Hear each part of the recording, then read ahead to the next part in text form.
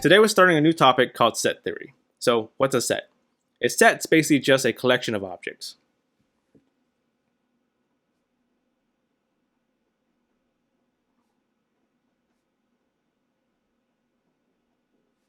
We can describe sets in three ways. So the first way is with a word description. So in other words, we're just going to describe it using words. So for example, I can say T is a set of toppings that are available at my fake sandwich shop.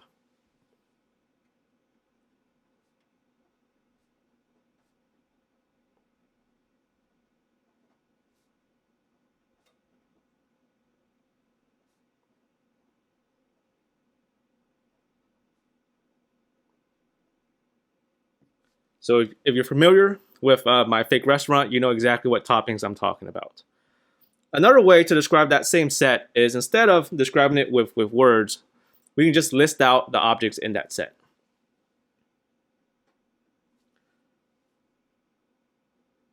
So the same set, I'm just going to list out what toppings are available at my fake restaurant.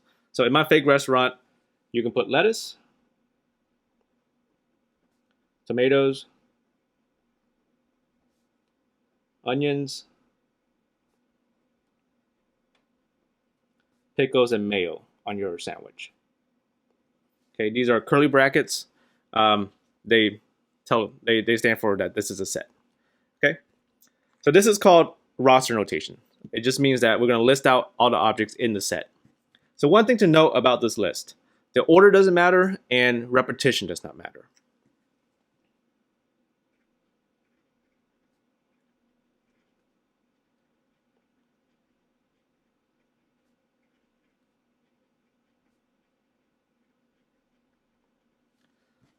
So if I list this in a different order, it represents the same set. If I say lettuce, lettuce, tomatoes, tomatoes, onions, onions, pickles, pickles, mayo, mayo, that also represents the same set. So repetition doesn't matter and order does not matter. The third way is using what's called set builder notation. So we're not going to deal too much with set builder notation in this class. So let me just tell you what it is, and then this will probably be the last time you see it in this class. So set builder notation is used mostly to describe sets of numbers.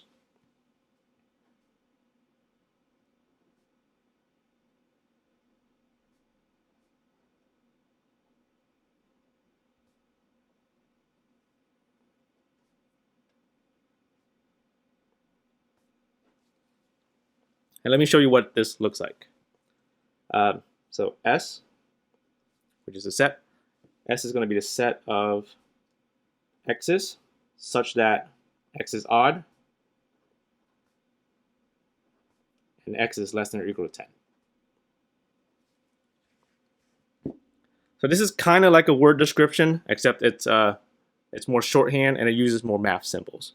Okay, so the way you read this is S is a set of x's, and then this vertical line stands for the phrase such that.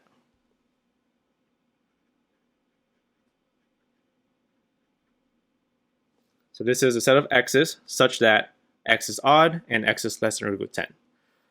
These are basically the odd numbers that are less than or equal to 10. So I can actually list out what this set would, what the objects inside this set. So these is just a set.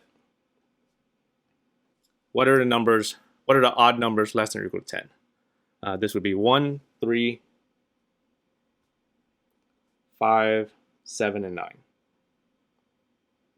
Okay, so up here, this is the set using set builder notation, and then listing it out is just using the roster notation.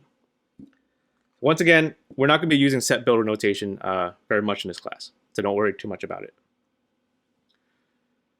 The next terminology is the universal set. So when you go to my fake restaurant and I ask you, what do you want on your sandwich?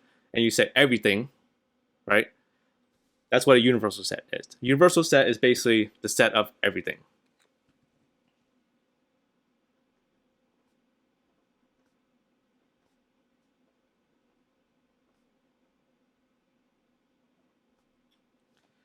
And I use quotations here on the word everything because everything means something different in each scenario. So in my fake restaurant, when you say, I want everything on my sandwich, I mean lettuce, tomatoes, onions, pickles, and mayo. Okay? If you go to Subway and say you want everything on your sandwich, that means something totally different, right? Subway has way more toppings than I do. So when you go to Subway and say, I want everything, you get something totally different. If you go to Chipotle and you say, I want everything on my burrito, you get something totally different also. So the word everything means something different in each scenario, which is why in all of our questions, we're going to start off by defining what the universal set is. And the symbol I'm going to use is usually going to be U. So U for universe, universal set. And this just establishes so that we all agree on what we mean by everything. Next terminology here is complement.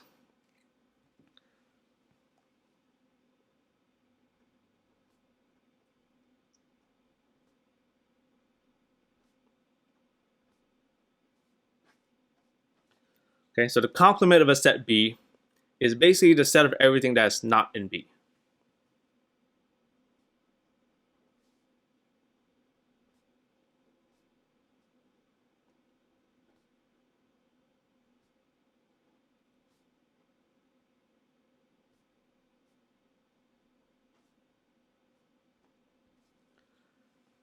So it's a set of everything that's not in B. So the symbol for complement is B is the set. So the complement of B, you're going to use a superscript with a little c. Okay, so that means B complement.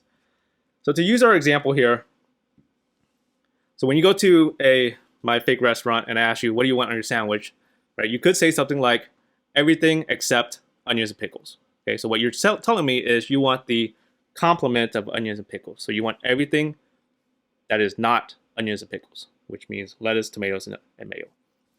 And once again, I use the word everything in quotations because that phrase, everything except onions and pickles, means something different in each scenario, right? At my restaurant, it means lettuce, tomatoes, and mayo. But if you do that, if you say the same thing at Subway, you'll get something totally different, right? Everything except onions and pickles at Subway will be something different.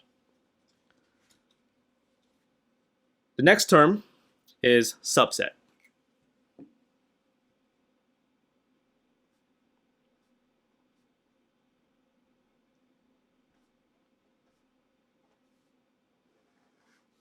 So the phrase B is a subset of C means basically that B is contained inside of C. More specifically, it means that every element of B, every element in B is also in C.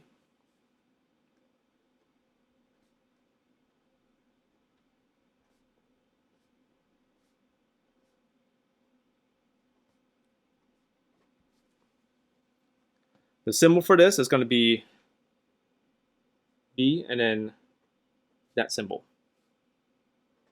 So that means B is a subset of C. And all it means is that everything in B is also in C.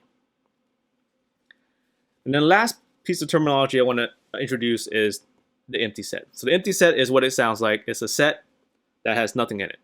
So in symbols, the way you write it is either so the curly brackets or curly braces with nothing inside. So that's an empty set. Sometimes you'll also see a zero with a line through it. So that also means the empty set. So it's a set that has nothing in it. In the context of our sandwich shop, right? If I ask you, what do you want on your sandwich? What toppings do you want on your sandwich? You can say nothing, right? I don't want anything on my sandwich. I just want the bread and the protein. I want no veggies. All right, let's try an example. So here we have a bunch of sets. The first one with the U, that's our universal set. So that's what we mean when we say quote unquote everything. So quote unquote everything would be 1, 3, 5, 7, 9, 11. Looks like it's odd numbers between 1 and 19. Write the following sets using roster notation. So what I mean by that is I want a list. First one here is A with a superscript of C. That means A complement. So that just means I want a list of all the numbers that are not in A. So here's A, 1, 7, 13, 19. So I want everything that's not in A. So go through your everything, which is your universal set U. So go through and just pick out all the numbers that are not in A. Looks like 3 and 5 are not in A. What else is not in A? 9 and 11. What else? 15 and 17. That's the complement of A. Next up is B complement. Once again, go through your universal set and just pick out all the ones that are not in B. So what's not in B? 1 is not in B. Looks like 5 is not in B. What else? 9 is not in B. 13 is not in B. And 17 is not in B. And that's B complement. Next up is C complement. Okay, go through your universal set and just list out all the numbers that are not in C. So what's not in C? 1. What else? 5. And also 7. What else? 11 and 13. What else? 17 and 19. And that's C complement. Next up is D complement. Go through your universal set and just list out all the numbers that are not in D. So what's not in D? Looks like it's 3 and 5. What else? 9, 11, 13, 15, 17. So all of those. 9, 11, 13, 15, and 17. Okay, last one here is U complement. So go through your universal set and list out all the numbers that are not in U. So this one's a little tricky. So here's U. What's not in U? Well, nothing, right? So this is just going to be the empty set. So the set that has nothing inside it. Or you can also use the symbol, the 0 with the line through it. So that was a little tricky, so don't worry too much about U complement, but that's always true. The complement of the universal set is always going to be the empty set. Determine whether the following statements are true or false.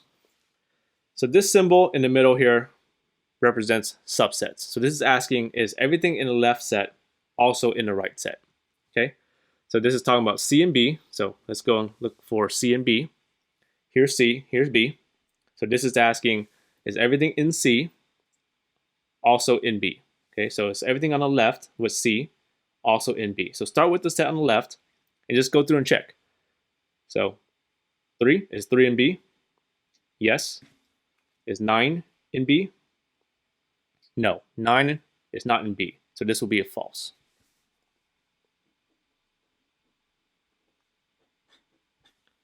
Next up, A subset of D. So start with the set on the left, which is A, and ask yourself, is everything in A also in D? Okay, start with the set on the left and just go through and check. Is 1 in D? Yes. Is 7 in D? Yes. Is 13 in D? No. So this is false.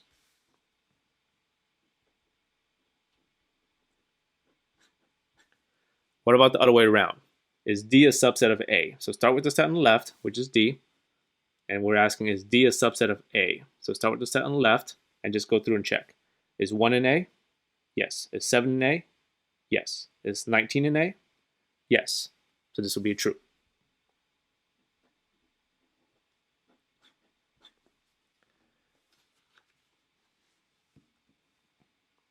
So be careful here.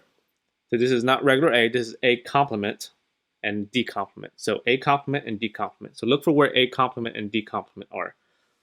So we did it in parts A and D here, right? So that's A complement and that's D complement. So start with the set on the left, which is A complement, and ask yourself, is everything in A complement also in D complement? So starting with the set on the left, ask, is 3 in it, in there? Yes. Is 5 in there? Yes. Is 9 in there? Yes. Is 11 in there? Yes. Is 15 in there? Yes. Is 17 in there? Yes. So this will be true.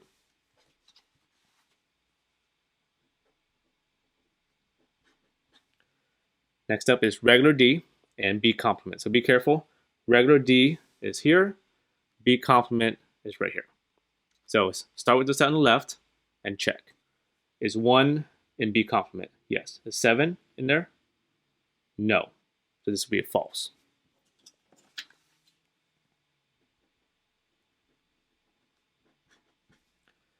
Regular A and C complement. So look for regular A, C complement is right here. So start with the set on the left, which is regular A, and then check. Is 1 in C complement? Yes. Is 7 in there? Yes. Is 13 in there? Yes. Is 19 in there? Yes. All yeses, so this will be true.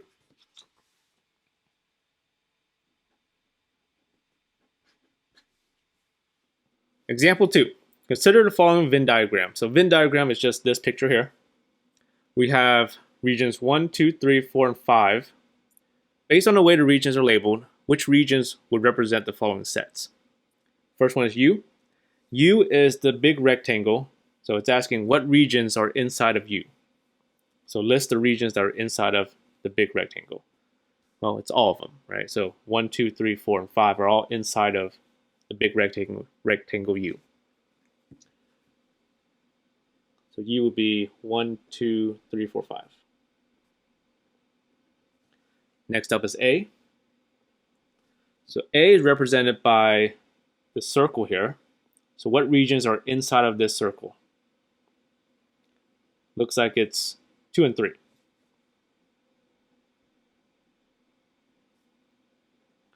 Next up is B. So B is big circle here. What regions are inside of B? Looks like it's 3, 4, and 5 are all inside of the big circle B.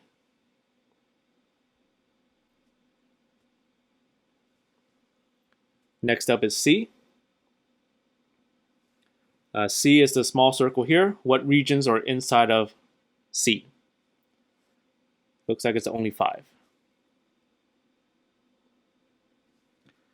Okay, so now that we have regular U, regular A, regular B, regular C, this now becomes just like example 1, right? We don't even have to look at the picture anymore. So let's not.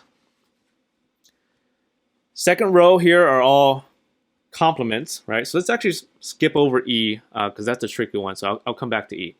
And let's start with F. F is a complement, so little c means complement. So a complement, that means I want all the numbers that are not in A. Okay, so go through your universal set, go through your quote-unquote everything, and just pick out the ones that are not in A. Which numbers are not in A? 1, 4, and 5.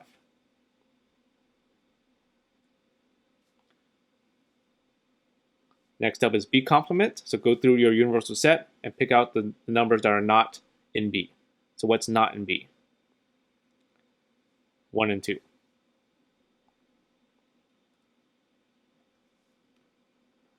H, C complement. So go through your universal set and list out the numbers that are not in C. 1, 2, 3, and 4.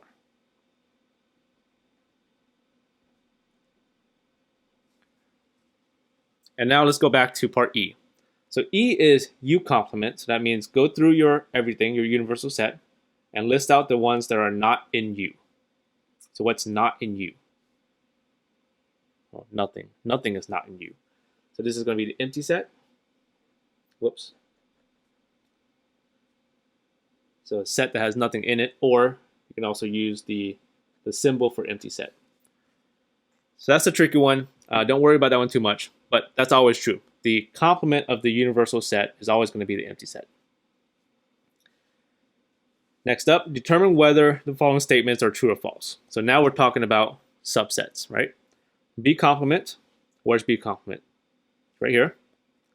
C complement, right here. Okay, so start with the set on the left, which is B complement, and ask yourself, is everything in B complement also inside of C complement?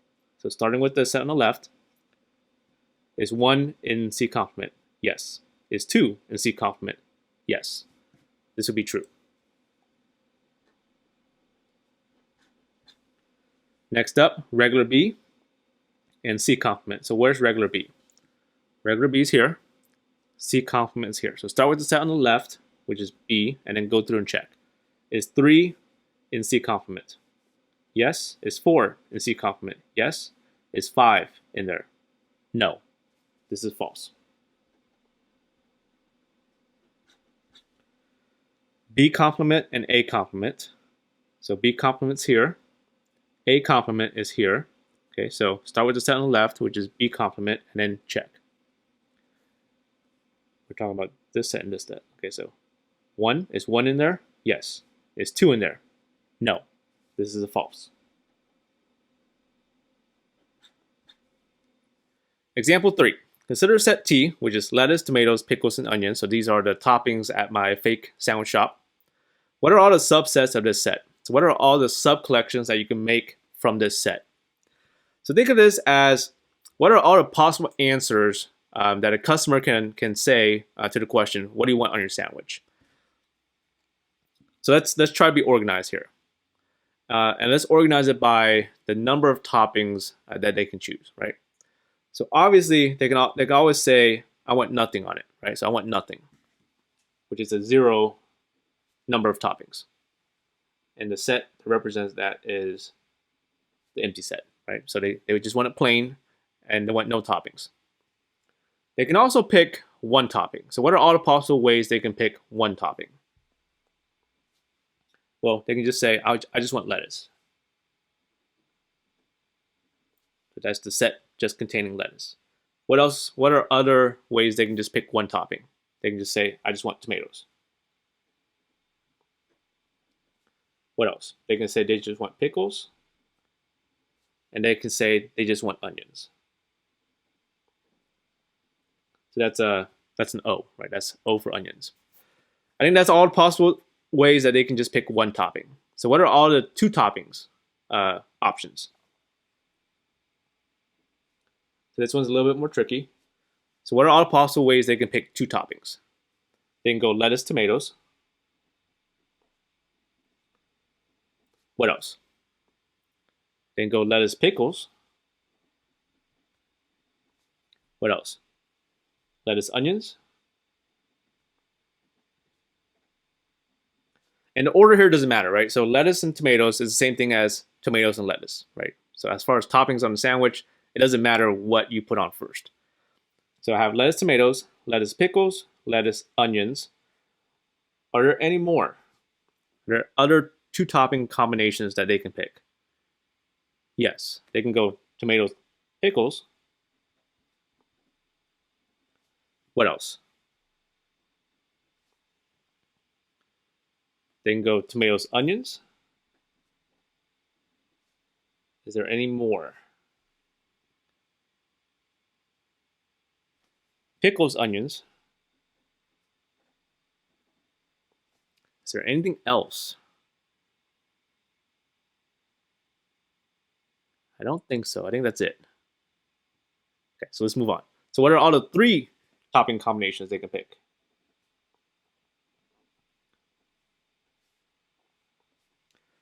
Well, they can go lettuce, tomatoes, pickles, right? Lettuce, tomatoes, pickles. What else?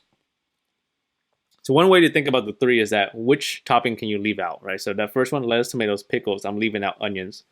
I can also leave out pickles, which would be lettuce, tomatoes, onions. I can also leave out tomatoes, which will be lettuce, pickles, onions. And I can also leave out lettuce, which will give me tomatoes, pickles, onions. Okay, I think that's all the 3 topping combinations, right? Because there's only 4 ways you can leave out something. And then they can also say, I want everything, all right? 4 toppings, which would be everything. So lettuce, tomatoes, pickles, onions. And there's only one way you can say everything, right? Which is all 4. Okay. So the listing out, I'm not going to ask you to do. What I really care about is how many are there. So there's 1, 2, 3, 4, 5, 6, 7, 8, 9, 10, 11, 12, 13, 14, 15, 16. So there's 16 subsets of this set T. Okay, so there's 16 different answers a customer can give to the question, what do you want on your sandwich? Now, is there a better way I can get to this answer of 16 without having to list out everything? Turns out there is. So the number of subsets of a set, there is a nice formula for it. It's 2 to the n, where n is the number of elements.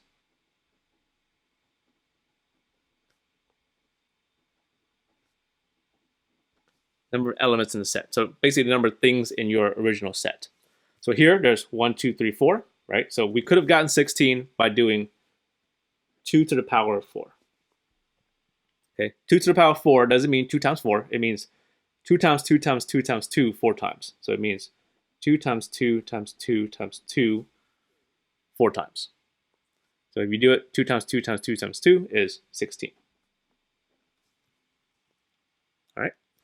So if you want to know, if you have a list of toppings and you want to know what are all the possible answers a customer can give, or you want to know how many possible answers a customer can give, it's going to be 2 to the power of however many toppings you have. All right, so let's try some examples here. Example 4. So beef, chicken, peppers, olives, mushrooms. So it looks like this is a pizza. So what are all the possible ways a customer can order a pizza? So we're not going to list it out. We're not going to do it the long way. I'm not going to ask you to do it on a lab either. I just want to know how many. We have a nice formula for that. It's going to be 2 to the power of, count how many items you have in the original set. 1, 2, 3, 4, 5. So there's 2 to the 5. Which means 2 times 2 times 2, 5 times. 1, 2, 3, 4, 5. Okay, you do this on a calculator. I think it's 32. So on a calculator, you can either just do 2 times 2 times 2 times 2 times 2, or 2 to the power of 5. So on some calculators, you enter it with, especially if you're on a computer, you would enter it with 2, that button, the up caret or hat button, which is the symbol that's on your 6. Right, so it's Shift 6, and then 5. Okay, so you can do that also on the calculator.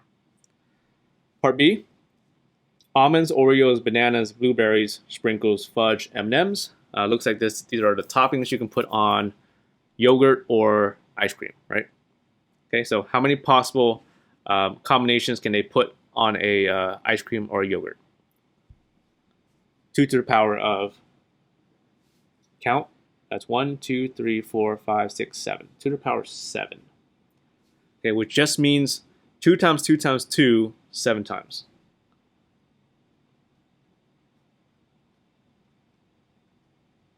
Did I count right? 1, 2, 3, 4, 5, 6, 7. So I have to do this on a calculator. So you can either do 2 times 2 times 2 times 2, 7 times.